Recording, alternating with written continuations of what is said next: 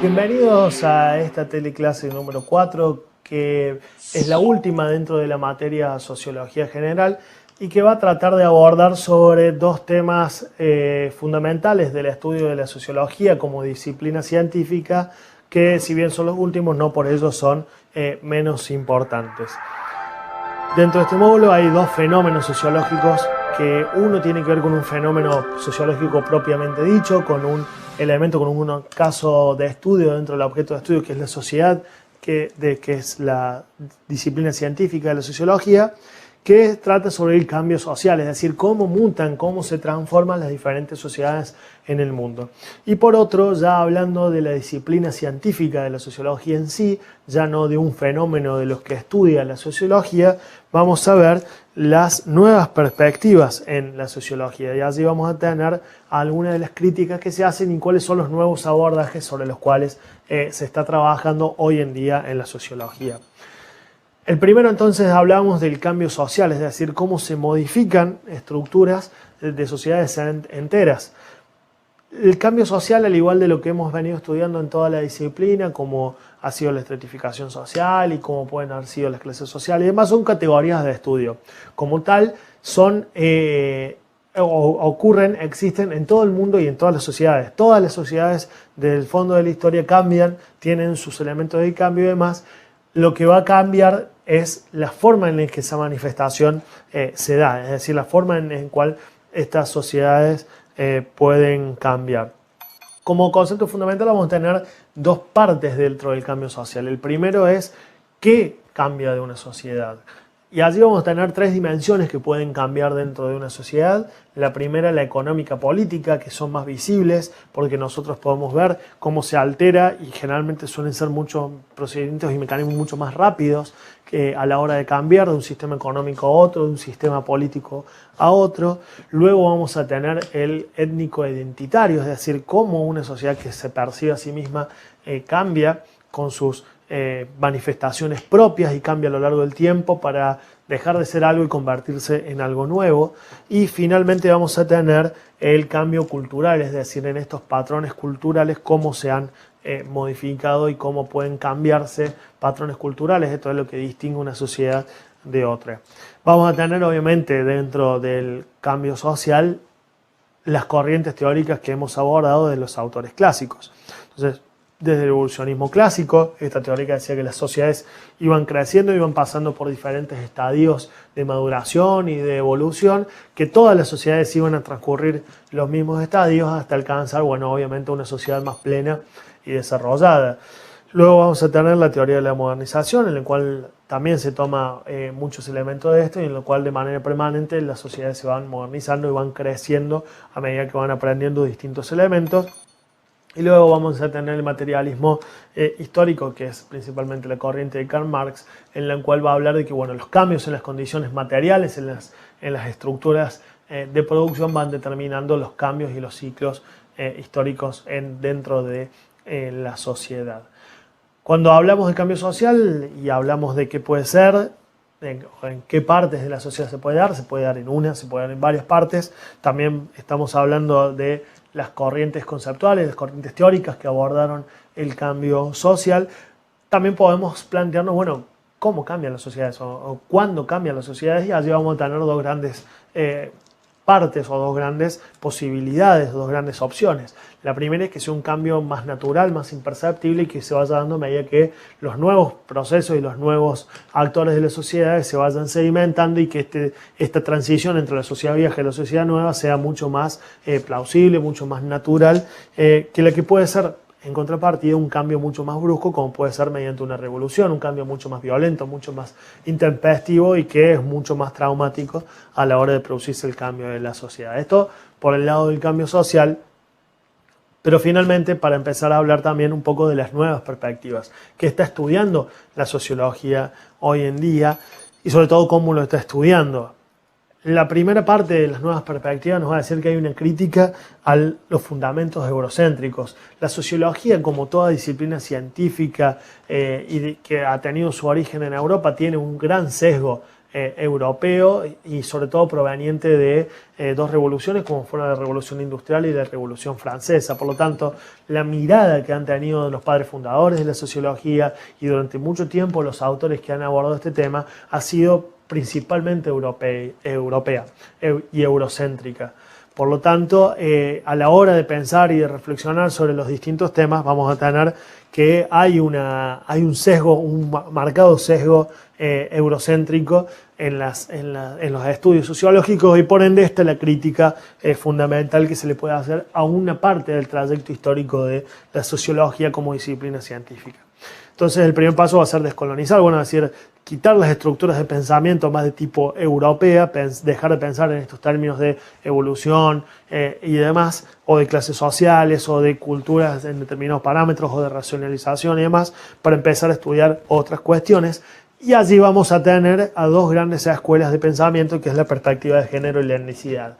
La perspectiva de género y la etnicidad también, si nos ponemos a pensar como categorías de estudio, son o nos permiten analizar determinados fenómenos de la sociología sin importar la sociedad en la cual estemos estudiando. Es decir, podemos tener una etnicidad en Europa, en Asia, en África e incluso en América Latina, que con sus categorías de estudio nos va a permitir indagar un poco más sobre esas sociedades, a pesar de que sean tan opuestas o tan diferentes entre sí. Entonces esto es lo rescatable de estas nuevas perspectivas, poder analizar en su propio contexto a diferentes sociedades. Y la perspectiva de género claramente con el rol de la mujer en distintas sociedades. De nuevo, es una categoría de estudio, las manifestaciones que se dan nos permiten estudiar cómo es el rol de la mujer y cómo esto impacta en el ámbito de las sociedades, en todas las sociedades, independientemente de dónde éstas se encuentren.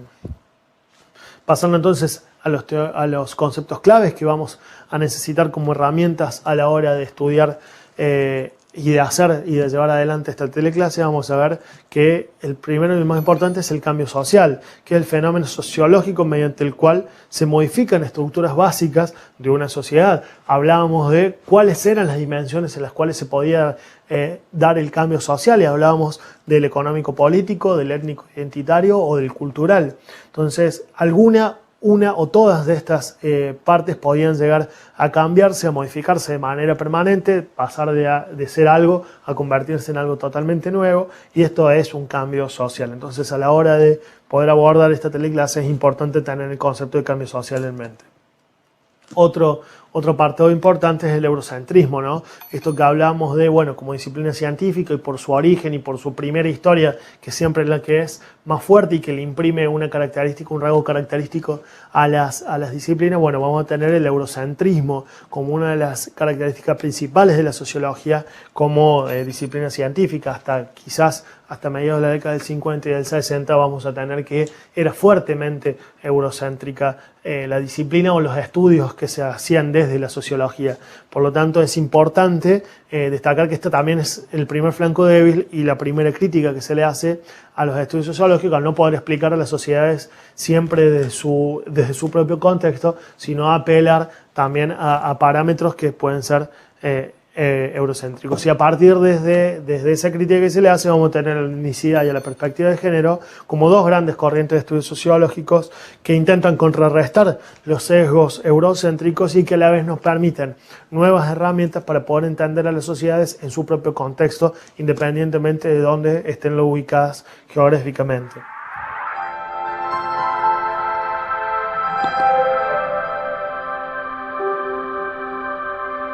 Vamos a introducirnos ahora entonces a la situación problemática y principalmente abocándonos a la cuestión del cambio social, esto es cómo puede cambiar distintas partes o distintos elementos, distintas estructuras de una sociedad de manera permanente.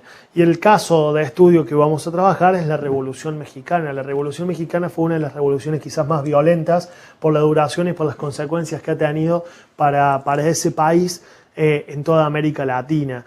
Es una revolución que se da desde finales del siglo XIX y dura hasta principios del siglo XX, más precisamente hasta la década del 30, cuando es Lázaro Cárdenas, el presidente populista mexicano, quien es el que finalmente termina de llevar adelante y de cristalizar las demandas y dar respuesta a las demandas de la propia revolución, pero hasta tanto muchas personas murieron, se estiman que más de 1 millón de personas murieron en los distintos combates de esta revolución, que básicamente se origina en una ley económica que daba determinados privilegios sobre las tierras fiscales, generando clases sociales nuevas como grandes hacendados y grandes terratenientes y condenando a grandes sectores de la población a la pobreza extrema, con lo cual esta desigualdad que se generó a través de esta ley empezó a motivar, o fue el germen que empezó a motivar los posteriores alzamientos que se produjeron y donde vamos a tener a caudillos icónicos como Pancho Villa o Emiliano Zapata. Con lo cual es una revolución tremendamente icónica, tremendamente paradigmática y que vale la pena estudiar porque claramente lo que produjo esa revolución en ese país cambió definitivamente su fisonomía cultural, su fisonomía social, cambió su estructura política, su estructura económica, su estructura social.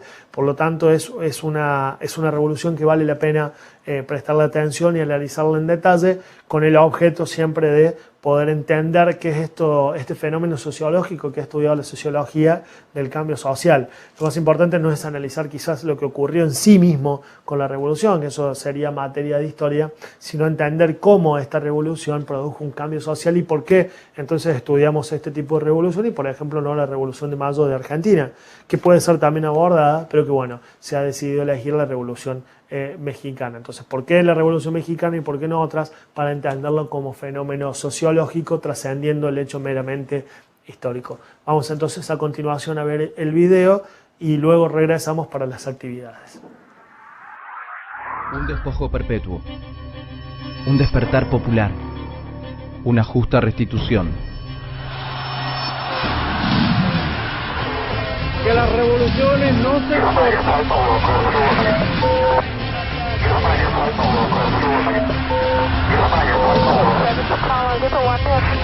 Está América de color.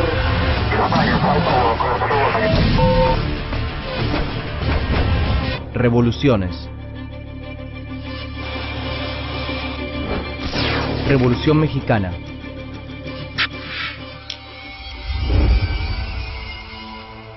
(1856) La Ley Lerdo. Consumada su independencia en 1824, México sufre décadas de inestabilidad política y económica. La población de México es de cerca de 7 millones de personas, de las cuales 5 millones son analfabetos y pobres. Solo 800.000 son letrados. En 1856, los liberales dominan la escena política con Benito Juárez a la cabeza y dictan una ley controversial. La Ley Lerdo, por el ministro de Hacienda Miguel Lerdo, declara baldías las tierras y propiedades corporativas, particularmente las de la Iglesia, pero también las de las comunidades. Esta ley busca restar poder a la Iglesia. Sin embargo, con el tiempo, también los indígenas y los campesinos pierden sus tierras en manos de nuevos hacendados. Se modifica la composición social de México. La Ley Lerdo produce nuevos hacendados grandes y pequeños, una incipiente burguesía, rancheros y una masa de campesinos, algunos sin tierra, algunos desplazados hacia la pobreza de la ciudad. 1876. Nace el Porfiriato. En 1871, Juárez gana otra presidencia, aunque esta vez sus rivales, Lerdo y Porfirio Díaz, sospechan que ha habido fraude. Porfirio Díaz es un general con ambiciones políticas a quien Juárez ya había derrotado en la elección anterior. Nombre: José de la Cruz Porfirio Díaz Mori. Lugar y fecha de nacimiento: Oaxaca de Juárez, 15 de septiembre de 1830. Origen social: clase media baja. Oficio: militar. Datos destacados: concentró el poder por más de 30 años. Díaz prepara junto a sus seguidores y aliados un golpe para derrocarlo, pero el destino le gana de mano. Benito Juárez muere. Lerdo asume como presidente interino, expulsa las órdenes religiosas, sube los impuestos y genera enemigos. Lerdo llama a elecciones en 1876 y se presenta como candidato. Esta vez es él quien derrota a Porfirio Díaz. Y lo que el militar no logra por las urnas, lo logra entonces por la fuerza. Durante el Porfiriato la economía crece y se diversifica. Pero como no se encarga de las demoradas mejoras sociales, también crece el malestar social, sobre todo entre campesinos y comunidades indígenas, porque además continúa la expropiación de tierras a manos de los poderosos ligados al régimen. 1906. Huelga y represión. En algunos centros urbanos y mineros surgen movimientos obreros combativos. En 1906 y 1907, 2 huelgas son salvajemente reprimidas por días. Algunos sectores de la nueva clase media y de la incipiente burguesía están enfadados por el acaparamiento de riquezas de grupos cercanos al gobierno. Y para colmo, en 1907 comienzan las sequías y las malas cosechas.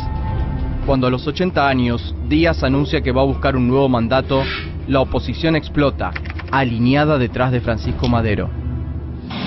Nombre: Francisco Ignacio Madero González. Lugar y fecha de nacimiento: Parras de la Fuente, Coahuila, 30 de octubre de 1873. Origen social: clase alta. Oficio: empresario. Datos destacados: en 1909 funda el Partido Nacional Antirreeleccionista contra Porfirio Díaz. Pero una vez más, Díaz manipula las elecciones.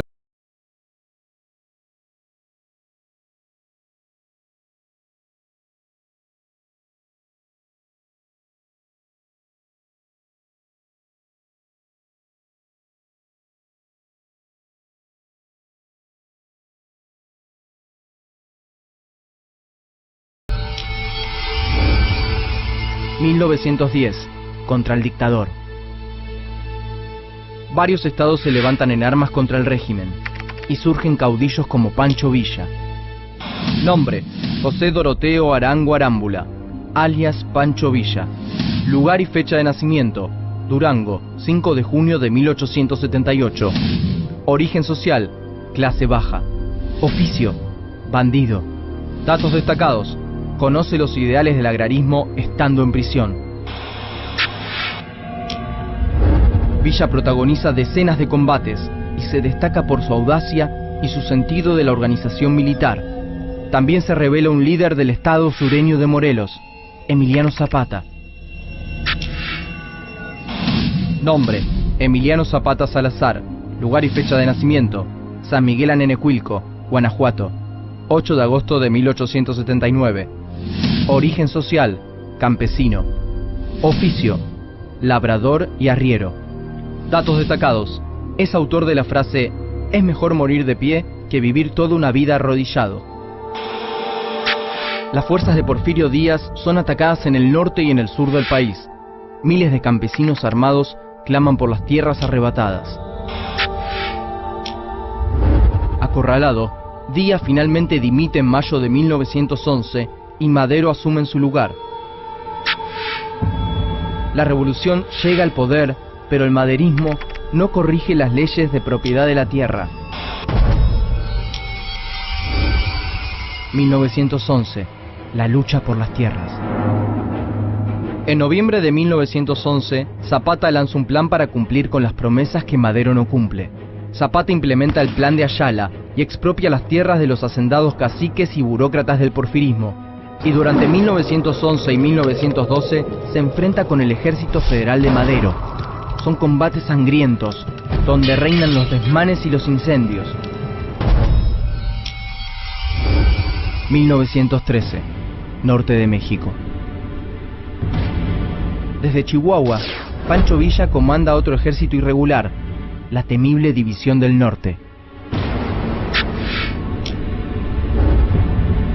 En 1913, asola y ocupa varias ciudades, mientras un golpe de Estado instala al conservador Victoriano Huerta como presidente. Zapata, Villa y otros caudillos revolucionarios se alían para combatirlo, entre ellos Carranza y Álvaro Obregón. Nombre: Álvaro Obregón Salido. Lugar y fecha de nacimiento: Guatabampo, Sonora, 19 de febrero de 1880. Origen social: campesino. Oficio: militar. Datos destacados: perdió un brazo combatiendo a Villa. Huerta es destituido y se radicaliza la revolución, están a un paso de lograrlo. 1914. Los constitucionalistas. Carranza y Obregón se alían, buscando el consenso de todos los líderes para decidir el futuro de México. Pero Pancho Villa y Emiliano Zapata desconfían de Carranza y continúan luchando por su cuenta. Villa y Zapata llevan el grito de tierra y libertad, que se multiplica por todo el territorio mexicano. Pero el ejército constitucionalista de Carranza y Obregón está más organizado y equipado.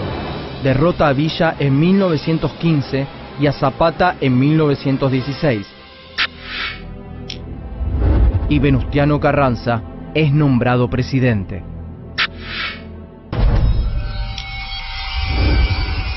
...1917... nace un nuevo México. Una nueva constitución finalmente establece una fuerte regulación sobre las tierras. Pero Carranza no emprende reformas sociales importantes.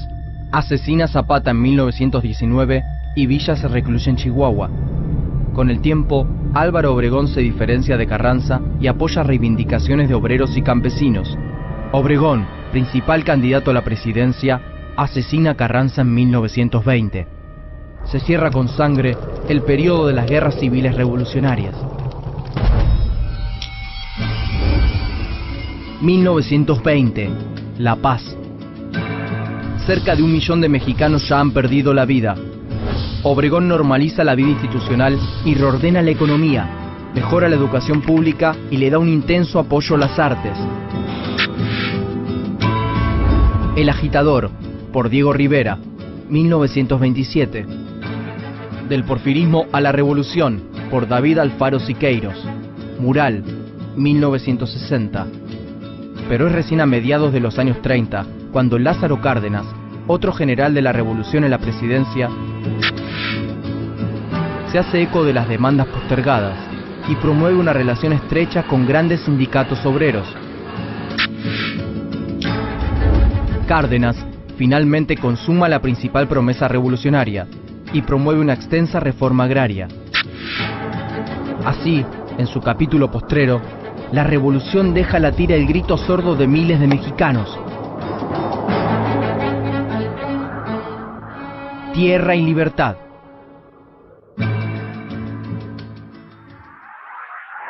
Espero que hayan disfrutado del video de la Revolución Mexicana, un acontecimiento histórico realmente importante para toda la historia latinoamericana, de la región y del mundo en general. Vamos a pasar entonces ahora a las actividades de manera que podamos tamizar un poco los contenidos teóricos y poder analizar la revolución trascendiendo el hecho histórico para poder abordarla de una manera científica desde el ámbito de la sociología. La primera actividad abierta que ustedes deberán construir en conjunto con sus compañeros es qué características posee la Revolución Mexicana para que podamos considerarla una forma de cambio social. Esto que nos preguntamos antes del video, bueno, ¿por qué se ha escogido esta revolución en detrimento de otra o en lugar de otra, sin esto porque una sea más importante que la otra? Simplemente pensar, bueno, ¿por qué los elementos centrales hacen de esta revolución una revolución interesante para analizar desde el punto de vista sociológico y no histórico, como una manera, como una forma de cambio social? Entonces, bueno, que reflexionemos sobre las características esenciales de esta revolución y cómo han sido entonces posible considerarla de una forma de cambio social. La segunda actividad nos va a decir que identifiquemos en el video o en el guión los cambios suscitados en las áreas política, económica y cultural. Nuevamente interrelacionada con la primera pregunta, el objetivo de esta pregunta es que ustedes puedan reflexionar, bueno, identificando principalmente los elementos estructurales de esa sociedad que cambiaron, bueno, cuáles fueron entonces las áreas que cambiaron y dónde podemos evidenciar el cambio principalmente en el área política, económica y cultural. Y la actividad número 3 es principalmente de elaboración propia, y es que escriban un texto en donde se analice a la Revolución Mexicana desde la perspectiva del materialismo histórico. El materialismo histórico, para hacer un poco de memoria y refrescar un poco el concepto teórico, nos va a decir que cuando se produce un cambio en la estructura material, en la estructura de producción, en la estructura social, se produce en definitiva un cambio social. Entonces allí vamos a tener que utilizar conceptos de dialéctica, conflicto de clase y ruptura. Y finalmente, la actividad número 4 es para que evalúen a su criterio personal si la postura de quien realizó este video, de quien produjo este video histórico de la Revolución Mexicana, está más cerca de ser